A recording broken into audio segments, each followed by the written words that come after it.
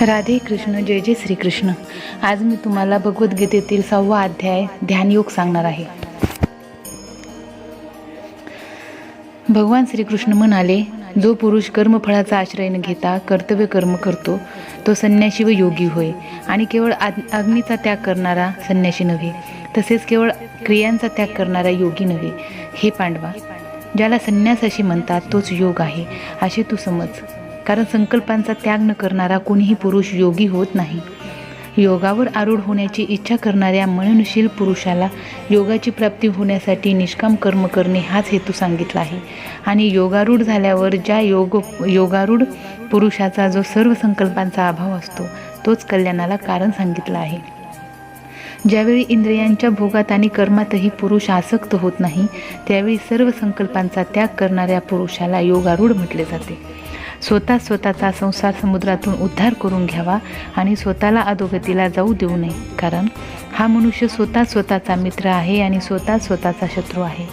ज्या जीवात्म्याने मन व इंद्रियांसह शरीर जिंकले त्या जीवात्म्याचा तर तो स्वतःच मित्र आहे. आणि ज्याने मन व इंद्रियांसह शरीर जिंकले नाही त्याचे तो स्वतः शत्रूप्रमाणे शत्रुत्व करतो. थंड उष्ण सुख दुःख तसेच मान अपमान यामध्ये ज्याच्या अंतःकरणाची वृत्ती पूर्णपणे शांत असते अशा स्वाधीन आत्मा असणाऱ्या पुरुषाच्या ज्ञानात सच्चिदानंद घन परमात्मा उत्तम प्रकारे अधिष्ठित असतो. म्हणजेच त्याच्या ज्ञानात परमात्म्याशिवाय दुसरे काहीच नसते. ज्याचे अंतःकरण ज्ञान विज्ञानाने तृप्त आहे, ज्याची स्थिती निर्विकार आहे, ज्याने इंद्रिय पूर्णपणे जिंकली आहेत आणि ज्याला दगड माती व सोने समान आहेत, तो योगीयुक्त म्हणजे भगवंताला प्राप्त झालेला आहे असे म्हटले जाते. मित्र शत्रू उदासीन मध्यस्थ द्वेष करण्याजोगा बांधव सज्जन आणि पापी या सर्वांविषयी समान भाव ठेवणारा अत्यंत श्रेष्ठ आहे. मन व इंद्रिय यांसह शरीर ताब्यात ठेवणाऱ्या निरीच्छ आणि संग्रह न करणाऱ्या योग्याने एकट्यानेच एकांतात बसून आत्म्याला नेहमी परमात्म्यात लावावे. शुद्ध जमिनीवर क्रमाने दर्भ मृगाजीन आणि वस्त्र अंथरून तयार केलेले जे फार उंच नाही व जे फार सखल नाही असे आपले आसन स्थिर मांडून त्या आसनावर बसून चित्त व इंद्रिय यांना क्रिया ताब्यात ठेवून मन एकाग्र करून अंतःकरणाच्या शुद्धीसाठी योगाभ्यास करावा. शरीर डोके आणि मान सरळ रेषेत अचल ठेवून स्थिर व्हावे. आपल्या नाकाच्या शेंड्यावर दृष्टी ठेवून अन्य दिशांकडे न पाहता ब्रह्मचर्य व्रतात राहणाऱ्या निर्भय तसेच अत्यंत शांत अंतःकरण असणाऱ्या सावध योग्याने मन आवरून चित्त माझ्या ठिकाणी ठेवून माझ्या आश्रयाने राहावे. मन ताब्यात ठेवलेला योगी अशा प्रकारे आत्म्याला नेहमी मज परमेश्वराच्या स्वरूपाच्या ठिकाणी लावून माझ्यात असणारी परमानंदाची पराकाष्ठा अशी शांती मिळवतो. हे अर्जुना, हा योग फार खाणाऱ्याला तसेच अजिबात न खाणाऱ्याला, फार झोपाळूला तसेच सदा जागरण करणाऱ्याला साध्य होत नाही. दुःखांचा नाश करणारा योग यथायोग्य आहार विहार करणाऱ्याला, कर्मांमध्ये यथायोग्य व्यवहार करणाऱ्याला आणि यथायोग्य निद्रा जागरण करणाऱ्याला साध्य होतो. पूर्णपणे ताब्यात आणलेले चित्त जेव्हा परमात्म्यात पूर्णपणे स्थिर होते तेव्हा सर्व भोगांची इच्छा नाहीशी झालेला पुरुष योगायुक्त म्हटला जातो. ज्याप्रमाणे वारा नसलेल्या जागी दिव्याची ज्योत हालत नाही, तीच उपमा परमात्म्याच्या ध्यानात मग्न झालेल्या योग्याच्या जिंकलेल्या चित्ताला दिली गेली आहे. योगाच्या अभ्यासाने नियमन केलेले चित्त ज्या स्थितीत शांत होते आणि ज्या स्थितीत परमात्म्याच्या ध्यानाने शुद्ध झालेल्या सूक्ष्म बुद्धीने परमात्म्याचा साक्षात्कार होऊन सच्चिदानंद घन परमात्म्यातच संतुष्ट राहते. इंद्रियातीत केवळ शुद्ध झालेल्या सूक्ष्म बुद्धीने ग्रहण करता येणारा जो आनंद अनंत आहे तो ज्या अवस्थेत अनुभवला येतो आणि ज्या अवस्थेत असलेला हा योगी परमात्म्याच्या स्वरूपापासून मुळीच विचलित होत नाही. परमात्मा प्राप्तिरूप जो लाभ झाल्यामुळे त्याहून अधिक दुसरा कोणताही लाभ तो मानित नाही. आणि परमात्मा प्राप्तिरूप ज्या अवस्थेत असलेला योगी फार मोठ्या दुःखानेही विचलित होत नाही. जो दुःखरूप संसाराच्या संयोगाने रहित आहे तसे ज्याचे नाव योग आहे तो जाणला पाहिजे. तो योग न कंटाळता अर्थात धैर्य व उत्साह यांनी युक्त चित्ताने निश्चयाने केला पाहिजे. संकल्पाने उत्पन्न होणाऱ्या सर्व कामना पूर्णपणे टाकून आणि मनानेच इंद्रिय समूहाला सर्व बाजूंनी पूर्णतया आवरून क्रमाक्रमाने अभ्यास करीत उपरत व्हावे. तसेच धैर्ययुक्त बुद्धीने मनाला परमात्म्यात स्थिर करून दुसऱ्या कशाचाही विचार करू नये. हे स्थिर न राहणारे चंचल मन ज्या ज्या शब्दादी विषयांच्या निमित्ताने संसारात भरकटत असते त्या त्या विषयांपासून त्याला आवरून वारंवार परमात्म्यात स्थिर करावे. कारण ज्याचे मन पूर्ण शांत आहे तो पापरहित आहे आणि ज्याचा रजोगुण शांत झालेला आहे अशा या सच्चिदानंद घन ब्रह्माशी ऐक्य पावलेल्या योग्याला उत्तम आनंद मिळतो. तो निष्पाप योगी अशा प्रकारे सतत आत्म्याला परमात्म्याशी जोडून सहजपणे परब्रह्म परमात्म्याच्या प्राप्तीच्या अपार आनंदाचा अनुभव घेतो.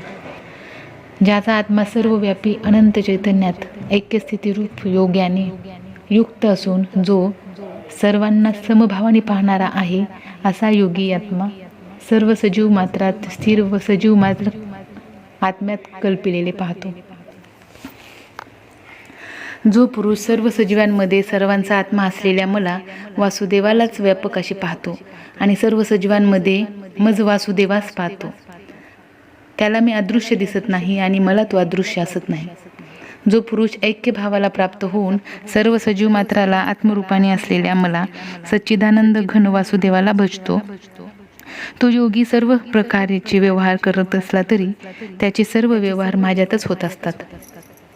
हे अर्जुना, जो योगी आपल्याप्रमाणे सर्व सजीव मात्रांना समभावाने पाहतो तसेच सर्वांमध्ये सुख आणि दुःख समदृष्टीने पाहतो तो योगी अत्यंत श्रेष्ठ मानला जातो. अर्जुन म्हणाला, हे मधुसूदना, जो हा समभावाचा योग तुम्ही सांगितलात तो मन चंचल असल्यामुळे नित्य स्थिर राहील असे मला वाटत नाही. कारण हे श्रीकृष्णा, हे मन मोठे चंचल आहे, शोभविणारे मोठे दृढ आणि बलवान आहे. त्यामुळे त्याला वश करणे मी वाऱ्याला अडवल्याप्रमाणेच अत्यंत कठीण समजतो. भगवान श्रीकृष्ण म्हणाले, हे महाबाहू अर्जुना, मन चंचल आणि आवरण्यास कठीण आहे यात शंका नाही. परंतु हे कुंतीपुत्र अर्जुना, हे मन अभ्यासाने आणि वैराग्याने ताब्यात येते. ज्याने मनावर ताबा मिळवला नाही अशा पुरुषाला योग साधने कठीण आहे आणि ज्याने मन ताब्यात ठेवले आहे अशा प्रयत्नशील पुरुषाला साधनेने तो प्राप्त होणे शक्य आहे असे माझे मत आहे. अर्जुन म्हणाला, हे श्रीकृष्णा, जो योगावर श्रद्धा ठेवणारा आहे परंतु संयमी नसल्यामुळे ज्याचे मन अंतकाळी योगापासून विचलित झाले असा साधक योगसिद्धीला म्हणजेच भगवत साक्षात्काराला प्राप्त न होता कोणत्या गतीला जातो. हे महाबाहू श्रीकृष्णा, भगवत प्राप्तीच्या मार्गात मोहित झालेला व आश्रयरहित असलेला पुरुष छिन्न विछिन्न ढगांप्रमाणे दोन्हीकडून भ्रष्ट होऊन नाश तर नाही ना पावत. हे श्रीकृष्णा, हा माझा संशय तुम्हीच पूर्णपणे नाहीसा करू शकाल, कारण तुमच्याशिवाय दुसरा कोणी हा संशय दूर करणारा मिळण्याचा संभव नाही. भगवान श्रीकृष्ण म्हणाले, हे पार्था अर्थात अर्जुना, त्या पुरुषाचा इहलोकातही नाश होत नाही व परलोकातही नाही. कारण बाबा रे, आत्मोद्धारासाठी अर्थात भगवत प्राप्तीसाठी कर्म करणारा कोणताही पुरुष अधोगतीला जात नाही.